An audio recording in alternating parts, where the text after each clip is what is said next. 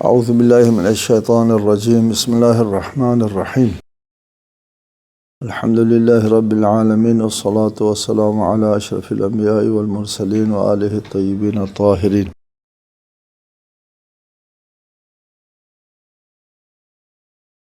اعوذ باللہ من الشیطان الرجیم وما كان هذا القرآن ان يفترى من دون الله ولكن تصديق الذي بين يديه وتفصيل الكتاب لا ريب فيه من رب العالمین. سورہ یونس آیت 37.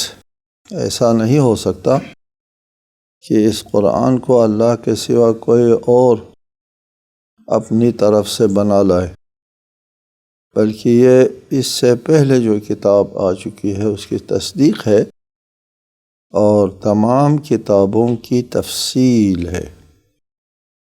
اس میں کوئی شبہ نہیں کہ یہ رب العالمین کی طرف سے ہے.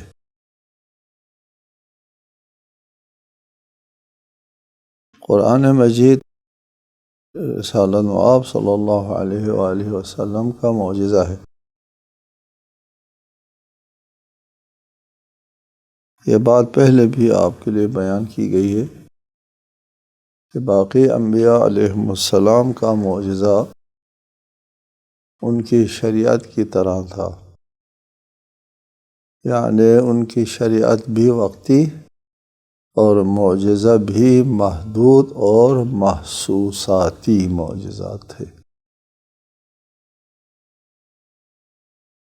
حضرت موسیٰ حضرت عیسیٰ کے معجزے اگرچہ عظیم معجزے تھے لیکن پھر بھی مشاہداتی اور محسوساتی معجزات تھے جو اس زمانے میں موجود لوگوں کے لیے قابل مشاہدہ تھا اور بعد میں آنے والوں کے لیے ایک واقعہ ہے، اور اس واقعے کو چونکہ اللہ تعالیٰ نے نقل کیا ہے تو ہم کو یقین آتا ہے اور تسلیم کر لیتے ہیں، لیکن دیکھنے میں نہیں آیا. حضرت موسیٰ اور حضرت عیسیٰ کے معاصرین نے مشاہدہ کیا ہے ان معجزات کو. رسول کریم صلی اللہ علیہ وآلہ وسلم کے لیے جو معجزہ دیا گیا ہے وہ ان کی شریعت کی طرح ہے. شریعت بھی دائمی ہے اور معجزہ بھی دائمی، اور وہ معجزہ قرآن ہے جو اس وقت ہر شخص اور ہر عاقل کے سامنے موجود ہے. معجزہ اس کے معجزاتی پہلو، اہم ترین معجزاتی پہلو اس کا انسان کے لیے ایک دستور حیات اور نظام زندگی فراہم کرنا ہے. اس سلسلے میں اللہ تعالیٰ نے جس دین کو پسند کیا ہے، ان الدین عند اللہ الاسلام، وہ دین اسلام ہے. دین کہہ دیں آپ، اسلام کہہ دیں، معنی ایک ہے. دین اطاعت کو کہتے ہیں، دان یدین اس کو جس کے انسان پابندی کرتا ہے، اطاعت کرتا ہے، وہ اس کا دین ہے. اسلام بھی تسلیم و رضا ہے، تسلیم و انقیاد، منقاد، مطیع، فرما بردار ہونا، فرما برداری اور اطاعت ایک چیز ہے. دین اسلام ایک ہے. تمام انبیاء علیہم السلام کے دین کا نام اسلام ہے، دین اطاعت ہے. اسلام بھی تسلیم و رضا اور انقیاد اور اطاعت ہے، مطیع و فرما برداری کا نام ہے. اسلام کہہ دے، دین کہہ دے. اطاعت کس طرح کرنا ہے؟ کیا آپ کے پاس فرمائش ہے کہ ہم اس کی اطاعت کریں؟ وہ فرمائشات شریعت ہے. دین تمام انبیاء کے ایک ہے، یعنی اطاعت و فرما برداری. اللہ تعالیٰ کی اطاعت اور ان کی طرف سے جو رسول اور نبی، انبیاء، مرسلین آئے ہیں ان کی اطاعت. وہ دین ہے، وہ تمام انبیاء کا ایک ہے، لیکن اطاعت کے لیے آپ کیا فرماتے ہیں وہ ایک نہیں ہے، وہ ہر زمانے کے مطابق ہے۔ شروع میں انسان غاروں میں زندگی کیا کرتے تھے، انسان نے تسخیر طبیعت کا طریقہ نہیں سیکھا تھا، نیچر کو مسخر کرنے کا ڈھنگ نہیں آتا تھا۔ نیچر کی طرف سے خود جو فیاضی ہوتی ہے، طبیعت کی طرف سے، زمین کی طرف سے، بارش ہے، آسمان ہے، زمین ہے، ان کی طرف سے جو فیاضی از خود ہوتی ہے اسی سے فائدہ اٹھاتے ہیں۔ انسان زمین سے فائدہ اٹھائے، خاک کی صلاحیتوں سے فائدہ اٹھائیں، پانی سے فائدہ اٹھائیں، دھوپ سے فائدہ اٹھائیں، یہ نہیں آتا تھا شروع والے انسان کو۔ تسخیر طبیعت، نیچر کو مسخر کرنے، رام کرنے کا طریقہ نہیں آتا تھا۔ دوسرے لفظوں میں مالکیت کی شناخت نہیں تھی۔ ابتدائی انسان کو مالکیت، یہ میرا مال، یہ آپ کا مال نہیں تھا۔ ہر شخص جو ہے وہ طبیعت کی فیاضی سے جا کر کے فائدہ اٹھا لیتا اور اسے استعمال کرتا، اور آپ نے بھی جنگلوں سے پھل کاٹا کھایا، لیکن انسان کے رہن سہن جو ہے وہ ابتدائی انسان غاروں میں زندگی کیا کرتے تھے۔ وہ دین کے اوپر عمل کرتے تھے، وہ بھی فطری تقاضوں سے، ان کو راستہ بتانے کی ضرورت نہیں تھی، شریعت بتانے کی ضرورت نہیں تھی، ابھی وہ نیچر کو مسخر کرنے کے اہل نہیں، ابھی وہ مالکیت کو شناخت نہیں کر پائے تھے، لہٰذا وہ 100% فطری انسان تھا۔ جس طرح اللہ تعالیٰ نے ان کو فطرت، جس فطرت کے اوپر ان کو بنایا ہے اسی فطرت کے اوپر چلتے تھے، انحراف نہیں آیا تھا۔ جب حضرت نوح کا زمانہ آیا، طوفان نوح کے بعد، شرع لکم من الدین ما وصى به نوحا، نوح کے لیے جو نصیحتیں اللہ تعالیٰ نے ارشاد فرمائی، وہاں سے شریعت شروع ہو گئی۔ نوح کے بعد انسان اس قابل ہوا کہ اس کو شریعت دے دی جائے، اس کو اس دین پر عمل کرنے کا طریقہ بتا دیا جائے۔ طریقہ بتانے کی کیوں ضرورت پیش آئی؟ اس لیے کہ اب یہ انسان تسخیر طبیعت، نیچر کو مسخر کرنے کا طریقہ سیکھ چکا تھا، مالکیت کا تصور آ گیا تھا، مفادات میں ٹکراؤ آ گیا تھا، اور خواہشات کا یہ بندہ اپنے فطری راستوں کو چھوڑنا شروع کر دیا تھا۔ جب یہ تسخیر طبیعت کا طریقہ آ گیا اور مالکیت کی بھی شناخت ہو گئی، یہ میرا مال، یہ آپ کا مال، اور پھر خواہشات غالب اور فطری راستوں سے دور۔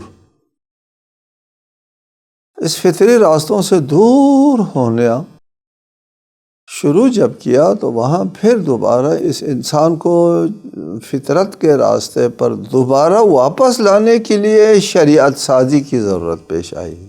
شرع لکم من الدین ما وصى به نوحا، نوح کے زمانے میں شریعت کی ابتدائی کلاس کھولی۔ وہ ابتدائی انسان تھے، اس وقت بھی سادگی تھی، تسخیر طبیعت کی بھی ابتدا تھی، ملکیت کی، مالکیت کی بھی ابتدا تھی، اور خواہشات نے ابھی سر اٹھایا تھا۔ تو شریعت آ گئی دوبارہ فطری راستوں کے اوپر اس انسان کو واپس لانے کے لیے۔ حضرت نوح اولو العزم پیغمبر ہے، صاحب شریعت ہے۔ اس کے بعد حضرت ابراہیم علیہ السلام کے زمانے میں اس شریعت کی تجدید ہوئی، اس زمانے کے تقاضوں کے مطابق دین پر عمل کرنے اب تسخیر طبیعت میں تھوڑی سی وسعت آ گئی تھی، خواہشات کا دباؤ بڑھ گیا تھا اور انسانی ضرورتوں کا دائرہ بھی وسیع ہو گیا تھا، قانون میں بھی وسعت آ گئی۔ حضرت موسیٰ کے زمانے میں تمدن آ گیا باقاعدہ۔ اس تمدن یافتہ معاشرے کے لیے اور زیادہ وسیع تر ایک نظام حیات دے دیا گیا اس زمانے کے تقاضوں کے مطابق۔ اس زمانے میں تسخیر طبیعت نیچر کے تسخیر کا دائرہ بھی وسیع ہوا تھا، مالکیت کا تصور بھی بہت وسیع ہو گیا تھا، اور اسی وجہ سے خواہشات کا جو دباؤ ہے اس نے طغیانی شروع کر دی تھی، اور ان کو دوبارہ فطرت کی طرف واپس کرنے کے لیے شریعت کو وسعت دے دی گئی۔ حضرت عیسیٰ کے زمانے میں اسی طرح، اور ختمی مرتبہ صلوات اللہ وسلامہ علیہ کے زمانے میں انسان سن بلوغت کو پہنچ جاتا ہے، بالغ ہو گیا، انسان سمجھدار ہو گیا، عاقل ہو گیا، دانا ہو گیا، تسخیر طبیعت کی بھی اہلیت زبردست آ گئی، اور خواہشات کا بھی طوفان اٹھ آیا۔ اس صورتحال کے لیے ایک جامع ترین شریعت اور ایک جامع نظام حیات قرآن اور اسلامی نظام شریعت کی صورت میں آ گئی۔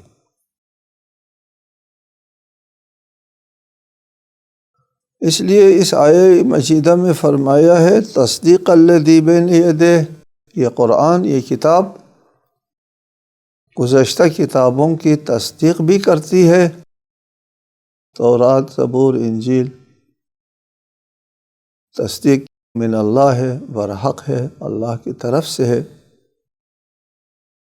تصدیق الذی بین یدیہ کا مطلب ان سے پہلے جو آسمانی کتابیں آئی ہیں ان کی تصدیق کرتا ہے، یہ جو لوگوں کے پاس ہے اس کی تصدیق نہیں کر رہے،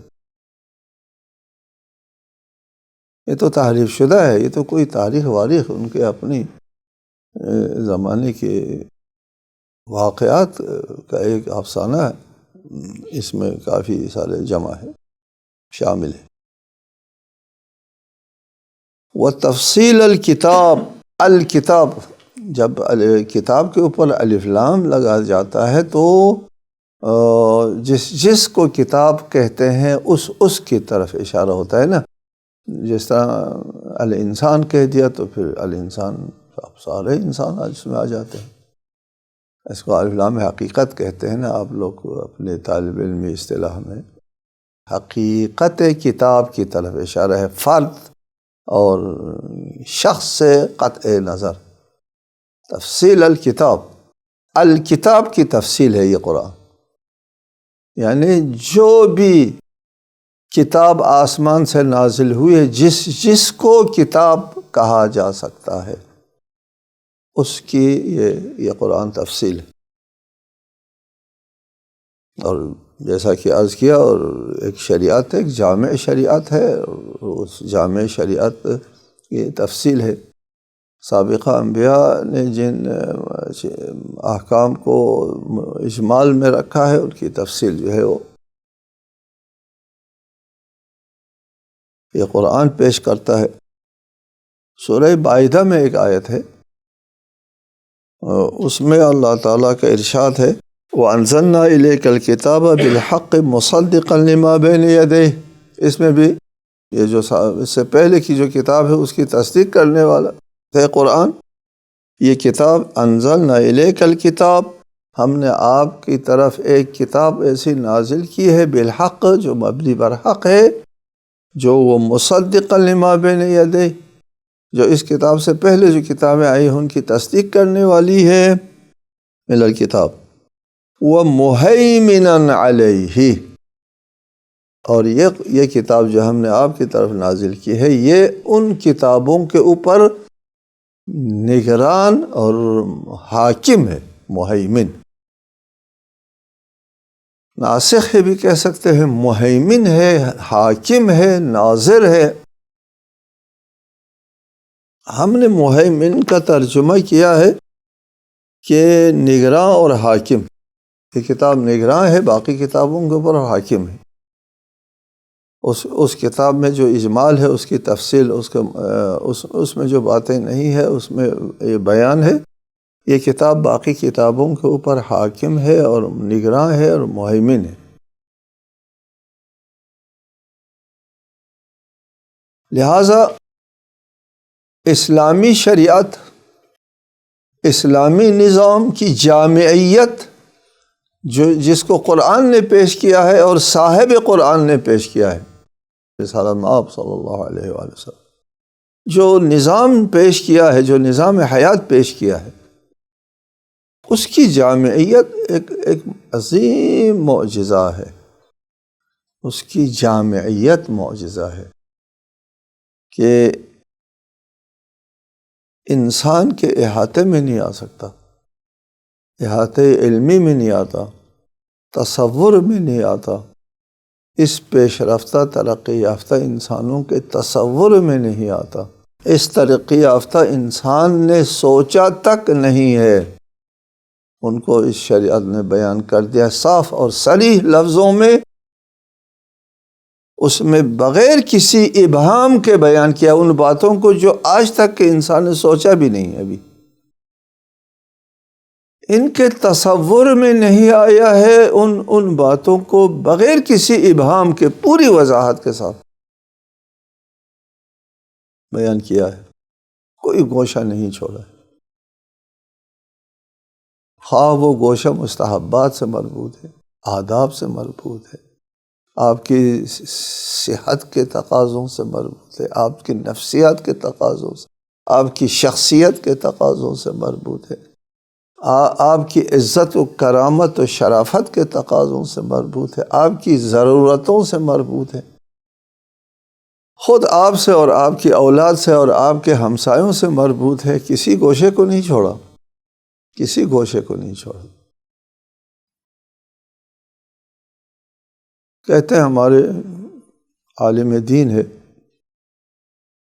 کابل میں تشریف فرما ہے، وہ فرماتے ہیں کہ فرانس کا سفیر میرے پاس آیا، آپ سب جانتے ہیں آیت اللہ محسنی، فرماتے ہیں فرانس کا سفیر میرے پاس آیا اور کہا کہ آپ لوگ اسلامی حکومت کا مطالبہ کیوں کرتے ہیں؟ ہم بھی تو مسیحی ہیں، ہم مسیحی حکومت کا مطالبہ نہیں کرتے، آپ اسلامی حکومت کا مطالبہ کیوں کرتے ہیں؟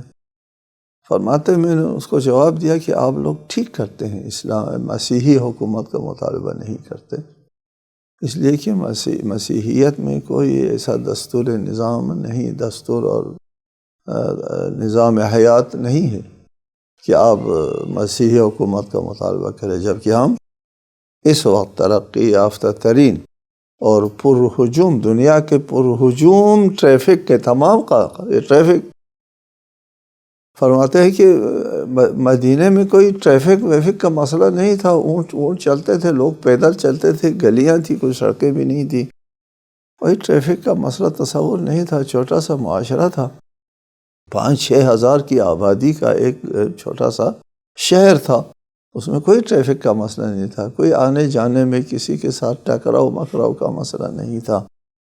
اس کے باوجود آج کل کی ترقی یافتہ ترین ٹریفک کے تمام قوانین ہم اپنے فقہی مصادر سے بیان کر سکتے ہیں۔ جی، یہ اسلامی نظام حیات و اسلامی شریعت کی جامعیت ہے، جامعیت غار کے انسان سے لے کر ایٹمی انسان تک، اور آج کے ایٹمی انسان سے لے کر کل تسخیر فضا، کل کا انسان تسخیر فضا کا انسان ہے، وہ فضا نوردی میں پتہ نہیں کہاں تک پہنچیں گے، ان سب کے لیے اگر یہاں سے وہ زمین کے حدود سے باہر چلے جاتے ہیں اور فضا مسخر کر کے فضاؤں میں وہ سیر و تفریح کرنے لگ جاتے ہیں، اس کے لیے بھی قانون اسلام کا مہیا تیار ہے۔ انسان نے سوچا بھی نہیں، بغیر کسی ابہام کے۔ وہ تفصیل الکتاب الکتاب کی تفصیل ہے اس قرآن میں، الکتاب کی، جس کو کتاب کہتے ہیں، جو بھی کتاب اللہ کی طرف سے نازل ہوئے اس کی تفصیل ہے اس قرآن میں۔ لا ریب فیہ، پھر اس میں کوئی شک ہے کہ یہ اللہ کی طرف سے ہے؟ لا ریب فیہ من رب العالمین، یہ ایک ایسی ذات کی طرف سے ہونے میں شک نہیں ہے جو عالمین کا مالک ہے۔ رب مالک کو کہتے ہیں، عالمین کا مالک ہے، اس میں شک نہیں ہے۔ لا ریب فیہ، شک نہیں ہے۔ شروع میں بھی ہے لا ریب فیہ ھدی للمتقین، اس میں شک نہیں ہے، شک وجود کی نفی ہے، حالانکہ شک موجود ہے۔ البتہ لفظ شک کہہ دیا میں نے، ریب کا معنی شک نہیں ہے۔ شک کہتے ہیں کہ یہ کتاب حق بھی ہو سکتا ہے، ناحق بھی ہو سکتا ہے، دونوں احتمال برابر ہو تو اس کو شک کہتے ہیں۔ یہ لوگ تو شک نہیں کر رہے تھے بلکہ رد کر رہے تھے، کہتے ہیں نہیں ہے، یہ اللہ کی طرف سے نہیں ہے، کہہ رہے شبہ ریب کا ترجمہ شبہ ہے، شبہ، اس میں شبہ نہیں ہے۔ شبہ ہے لوگوں کو، اور قرآن کا یہ کہنا کہ شبہ نہیں ہے، اس کا مطلب یہ ہوتا ہے کہ اگرچہ لوگ شبہ کر رہے ہیں، ان کا شبہ کرنا جو ہے وہ جائز نہیں ہے، شبہ کے لیے گنجائش نہیں ہے، شبہ کا جواز نہیں ہے۔ اگر شبہ کرتے ہیں تو لوگوں کی اپنی کوتا فکری ہے، نہ قرآن میں شبہ کے لیے کوئی گنجائش ہے۔ لا ریب فیہ، ریب کے لیے اصلاً گنجائش نہیں ہے، اس میں ریب کا وجود نہیں ہے۔ ریب کا وجود ہے ذہنوں کے اوپر پردہ پڑا ہوا ہے، اس کی وجہ سے ریب موجود۔ ایک مثال دیتا ہوں آپ لوگوں کے لیے بات واضح ہو جائے کہ قرآن میں ریب نہیں ہے۔ اگر ریب ہے تو پھر وہ ریب کہاں سے آتا ہے؟ شروع میں یہ نظریہ تھا بطلیموسی افلاک کے بارے میں، فلکیات کے بارے میں نظریہ تھا کہ زمین مرکز ہے اور 7 سیارے جو ہے زمین کے گرد گھومتے ہیں، سورج سمیت۔ سورج چوتھا سیارہ شمار کرتے تھے۔ زمین مرکز ہے، ساکن ہے، زمین ساکن ہے، اور سورج زمین کے گرد حرکت کرتا ہے، سورج سمیت باقی 7 سیارے۔ بعد میں انکشاف ہوتا ہے کہ نہیں، یہ بات غلط تھی، سورج مرکز ہے، سورج کے گرد زمین سمیت باقی سیارے جو ہے حرکت کرتے ہیں، الٹ ہے سلسلہ۔ اس کا انکشاف ہوتا ہے۔ جیسے ان کا اس بات کا انکشاف ہوتا ہے تو یہ جو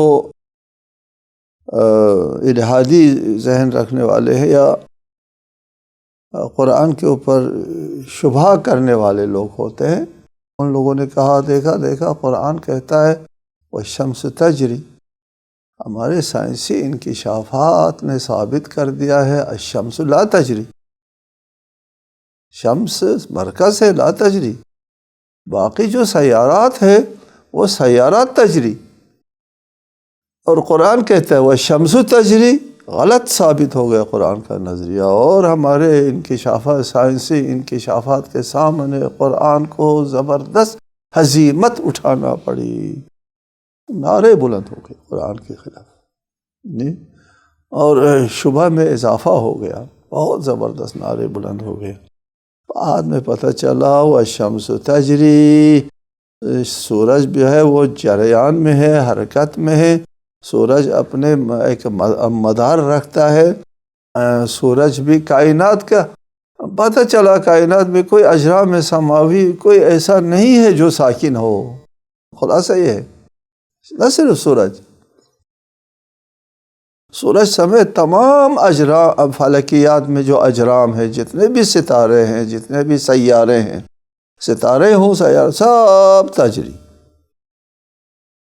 پتہ چلا نا، لا ریب فیہ، جی اس میں ریب کی گنجائش نہیں تھی، اور ریب کن لوگوں کی طرف سے آیا؟ جاہل لوگوں کی طرف سے آیا، نادان لوگوں کی طرف سے آیا۔ جب علم آ جاتے ہے، روشنی آ جاتی ہے، ریب ختم ہو جاتے ہیں۔